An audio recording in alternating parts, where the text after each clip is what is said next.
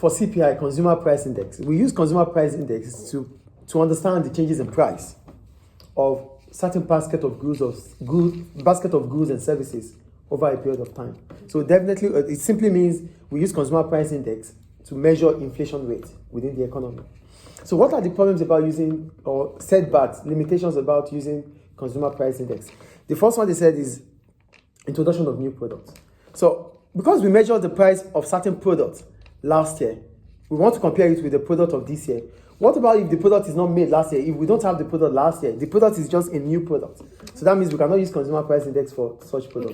We can't because the product was not there last year. Yeah, it's new. It's new. And when we are using CPI, it measures the changes in price of the previous year with the present year. So that's the first limitation. I think it's clear. Is it clear, please? Yes. The second one they talked about is rural versus... It's called the introduction of new products, no? Yes. Okay. The second one is rural versus urban lifestyle. Both urban and rural households are represented by the present set of weights, but this may not affect accurately changes in their respective cost of living. Yeah, those that live in the rural areas that there's lack of infrastructure.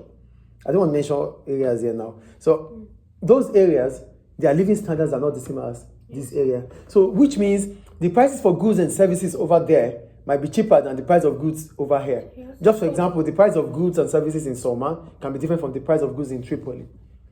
So CPI cannot really work there. Okay. So the third, do you get the third one? Switching by consumers. Okay. Switching by consumers to cheaper brands or substitution buyers. So it said when prices rise, CPI does not measure the extent to which people may switch. So because we are measuring the rise in price, right? So I bought product A last year.